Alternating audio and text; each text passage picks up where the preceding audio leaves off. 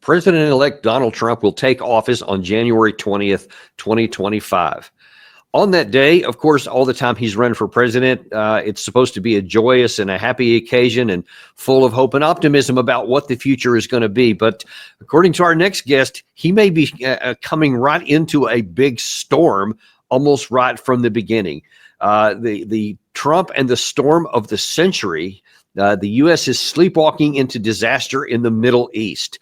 And that was written in the American Conservative by Colonel Doug Macgregor, CEO of Our Country, Our Choice, highly decorated combat veteran and a friend of the show. Doug, welcome back. Hi. Always great to have you on here. And wow, let's just jump right into there. What is it that caused you to write this? Because those are a pretty strong headline there. Yeah, I think the reason is very simple, that we have a tendency in this country to do things because we can, not because we need to or have to. Now remember, we don't necessarily have to intervene in other people's countries. There is no real requirement or compulsion for us to go to war with anybody. So if we're going to use military power, and that appears to be the case in the Middle East, then what are we going to do with it? What do we expect it to achieve? I think those are questions that need to be asked, because it may be that the instrumentalities at hand are not necessarily going to achieve what either Israel or the United States or both want to do. And I want to go up and see if I can pull up a bit of this here. One of the things that I found interesting and kind of got my attention right off the bat was that you wrote, one thing is certain: if America joins Israel in its war against Iran, the outcome will be geopolitical showdown that could dramatically alter the world as we know it. It is the storm of the 21st century, and for the moment, the American ship of state is sailing right into it. Now, what do you consider the storm of the century? Because there's been a lot of things going on in the Middle East for quite a long time, and obviously this war against Hamas has been, about 14 months now going on. But you say something more serious is coming. What do you have in mind, or what are you worried about? Well, first, even though it's probably a little trite at this point to mention it, we're in a situation that's not too different from 1914, when Austria decided to declare war on little Serbia. There was no expectation that Russia would ultimately commit its enormous power to this tiny state called Serbia. There was also no expectation in Berlin that the Austrians would really need any military assistance from Germany. Yet it turned out that Serbia put up a very effective fight. The Russians decided to join in. Then suddenly the French saw their opportunity to regain lost territory. And then, to make things worse, the British declared war and turned this minor Balkan dispute into not just a regional war, but a global war. So I think we have something similar in the Middle East right now. The Middle East is very different today from what it was since, let's say, 1973, when the Israelis fought both Syria and Egypt on two fronts. And that was a very dangerous war initially, because Israel's a small state, and it has to move back and forth its forces to deal with two separate enemies.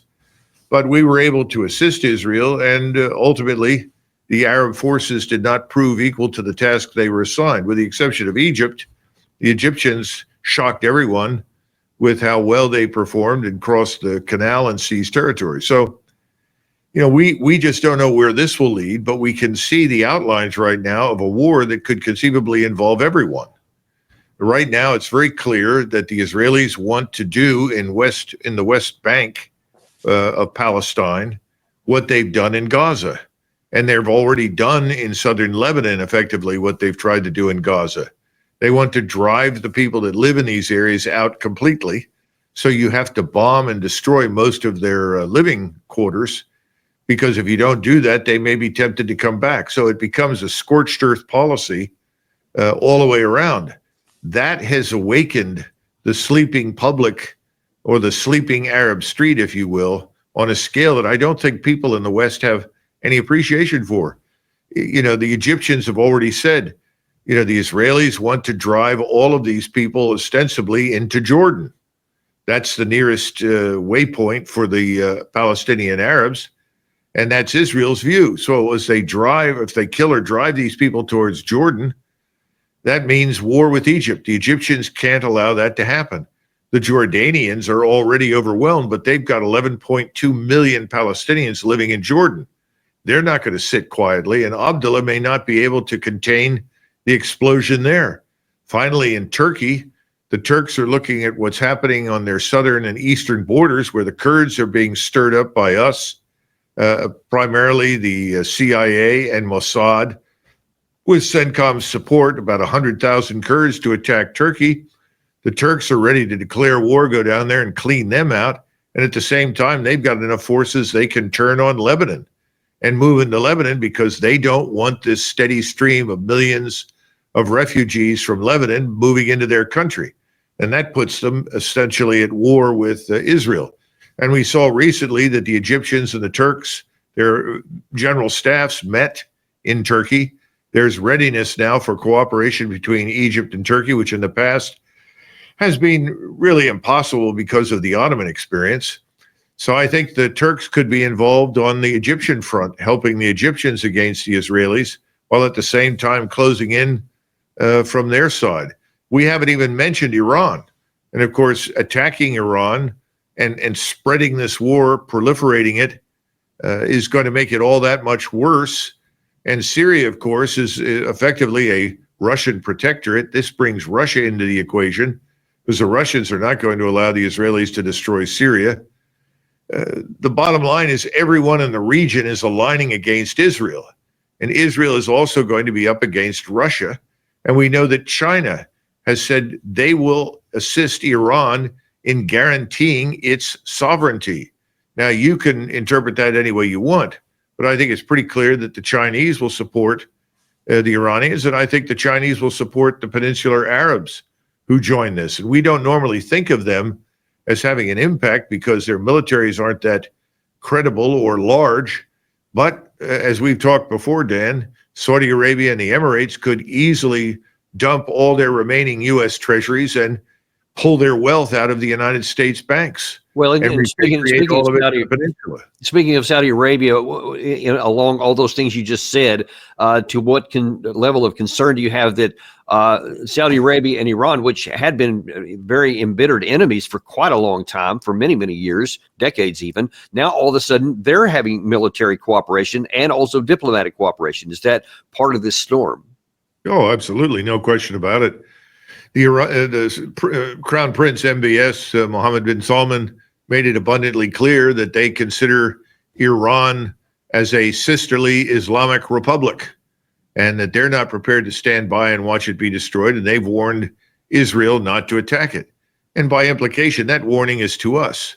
So I think we're facing a storm in the sense that all of these countries have military capabilities, some more than others, different kinds of capabilities.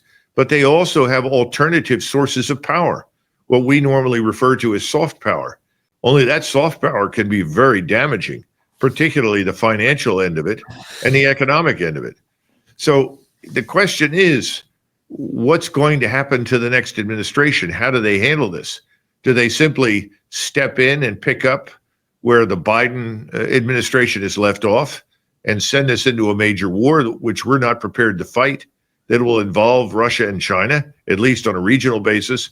And of course, remember, I wrote all of this before the announcement was made by President Biden that the Biden administration, along with its British and German and French allies, are going to release Scalpel and Storm Shadow cruise missiles and ATACMS to the Ukrainians. And this is not going to help the situation in the Middle East. You know, what happens in Ukraine doesn't stay in Ukraine. If you're a Russian, you're looking at a threatening situation to Russia and Russian interests in both Europe and the Middle East. And, and then that gets us back into the situation here about what the incoming administration is going to be.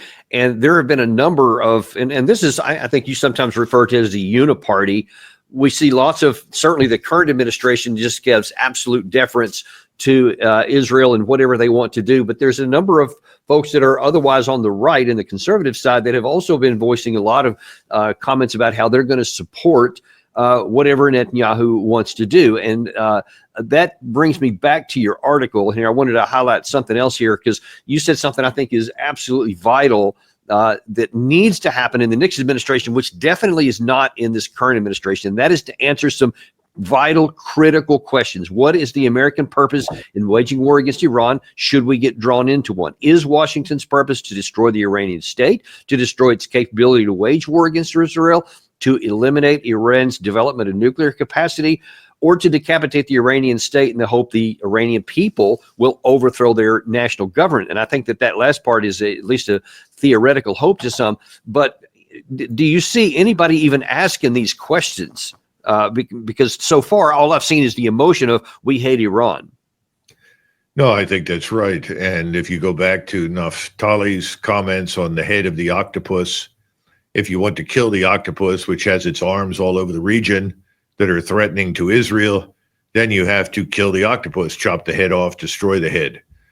I think from the Israeli standpoint, they just want to see as much damage done to Iran as possible, on the assumption that that will somehow or another prevent or deter any development of a nuclear weapon, when in fact I think the opposite is true. Anyone who looks at what's been happening in the region and what the Israelis have done, what we have done in Iraq and Syria, Libya later on, and now in Yemen, everyone will want a nuclear weapon as a means of deterring us. So our hostility to everyone, along with Israel's hostility to everyone, is actually the catalyst for the nuclear weaponization of the region. But nobody wants to say that in the United States. It's all that we're back to this chicken and egg thing. Well, they started this, or they're evil and they're bad and we're really good, and therefore whatever they do is wrong and whatever we do is good. It's ridiculous nonsense. We all know that this goes back to 1947 and 48. The issue right now is, what can we actually do? Can we decapitate the Iranian regime? I don't think so. But there are a lot of people in the Air Force who think it's eminently possible. But then the Air Force thinks usually on any given day that it can do everything. And it very rarely performs to expectation. In fact, I don't think it ever does, because it's part of a larger effort as opposed to a single approach. So I don't know what the real purpose is other than destroy Iran. And this is a nation of 100 million people. You know, are we kidding? Are we crazy? I mean, this is absurd.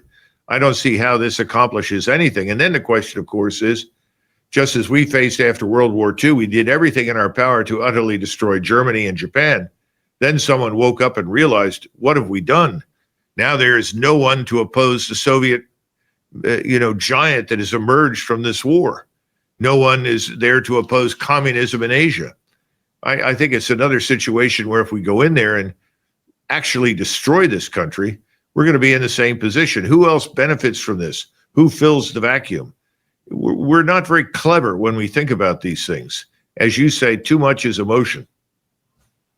And then I guess the policy question for the incoming administration is, what is the end state? You talk about this all the time, and it almost never gets talked about in the national discussion, in the discourse. What do you want to accomplish? What does America think the Middle East ought to look like that would be in our security interest? And I would wager, and I would like your view on it, that it's the absence of war, not militarily trying to defeat something that, as you point out, of a nation of 100 million, probably couldn't be done in any kind of a time frame or expense that would make it worth it to us. I think since 1991, the unspoken truth, Dan, is that we're trying to make the Middle East and much of the world safe for Israel. And that's a tall order. Israel has to be part of that equation. We can't force everyone to love Israel. We cannot kill everyone who doesn't love Israel. This is the problem that has always confronted us. The Israelis have to play a role in this. Now, after 73, they did. They reached an accommodation with Egypt. I think that accommodation is now being destroyed, but I think that was very successful and very positive. Israel has been unwilling to negotiate and compromise on any range of issues on the grounds that any compromise at all puts the survival of Israel at risk. Well, I would argue now that the absence of any willingness to compromise or to negotiate is actually the path to extinction for the Israeli state. And I think they're on that path right now because we cannot kill everyone in the region that refuses to love Israel. Let's put it that bluntly. And we're not here to do that. I don't think we should be there to do it. So I think that's the unspoken truth. I don't think military power is necessarily the right instrument for that purpose. And when you talk about what the Israeli side is doing, now I'm going to play a clip here from the UN General Assembly speech that Netanyahu gave in September, and it seems to me that he's setting up a political objective that I'm not sure that militarily can be accomplished. This war can come to an end now. All that has to happen is for Hamas to surrender, lay down its arms, and release all the hostages. But if they don't, we will fight until we achieve victory, total victory. There is no substitute for it. And so he's got a total victory. I mean, you see, they've been there, 14 months and counting just in the Gaza Strip alone. And that war continues to rumble on it. And of course, they've started a whole new northern front in the southern Lebanon, which I don't even know what their military objectives are, much less how attainable they are. And they continue to suffer casualties in both of those while they're still talking about taking on Iran. How do you see this in military terms? Well, two things. It's reminiscent of Serbia. Serbia was threatened in essentially the same way by the Austrians when it was not necessary by any means to do so. And what occurred? Today, Austria-Hungary is gone. And Austria-Hungary collapsed in 1919. And Serbia expanded into this thing we called Yugoslavia for 50 years or whatever number of years it was. I think you have a similar situation right now. This is not going to work militarily. We can't possibly achieve all of his aims that he would like to achieve because he's saying unconditional surrender. This was the remark that was given by FDR without consulting anybody off the top of his head at the conference in Casablanca in 1943. Even Stalin at that point said, "My God, why are you doing this? This is going to lengthen the war." And everybody else privately thought that way as well, but the British didn't have much choice in the matter since they were at best a junior partner in the enterprise and were entirely dependent upon us at that point for everything. So they went along with it. But it undoubtedly lengthened the war. Had we taken a more reasonable approach, I don't think the war would have lasted for the last 12 months. I think it could have ended probably before Christmas of 1944.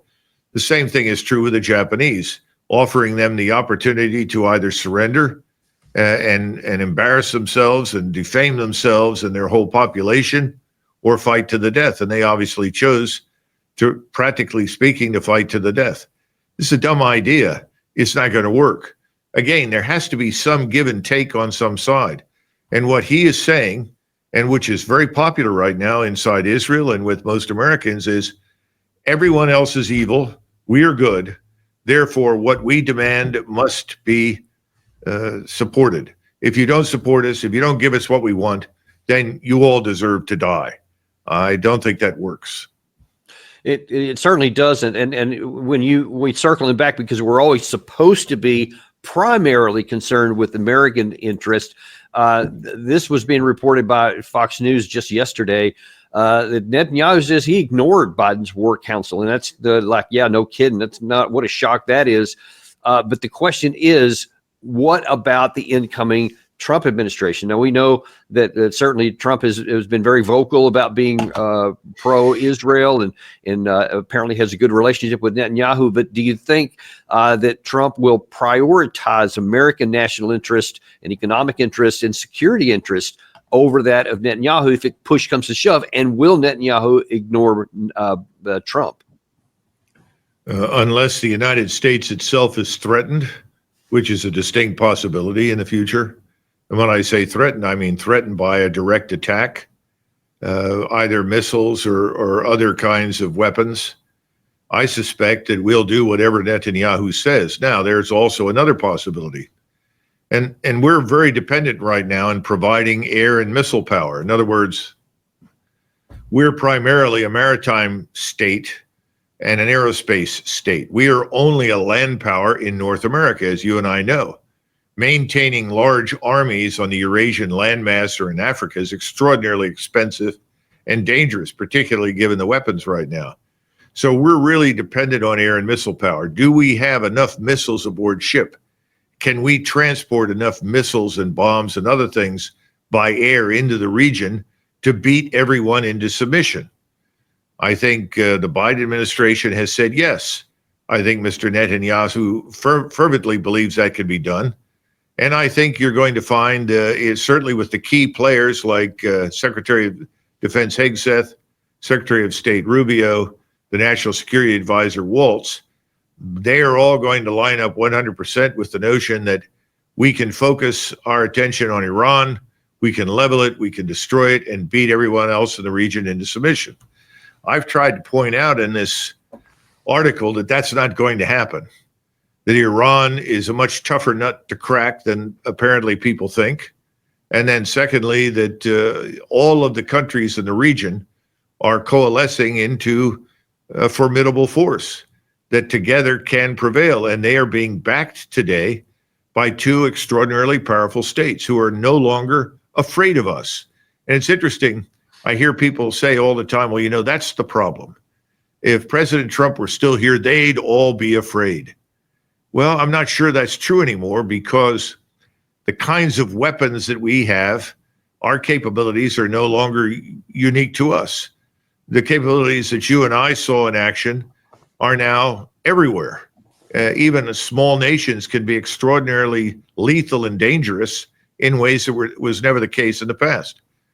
So I don't think it's simply a case of people being afraid of us. I think it's time to look at other incentives.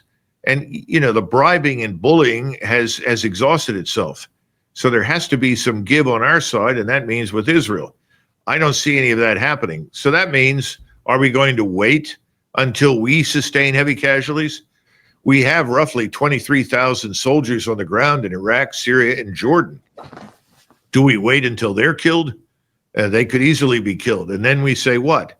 Now we want to declare war on everyone in order to rescue our ruined reputation?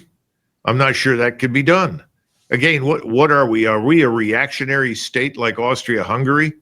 You know, desperately reaching out to hold on to what we think is our imperial power, instead of looking rationally at the world, recognizing that it has changed, and we need to adapt to that new world in order to do business with the rest of the world, which is really what most of the world wants to do with us.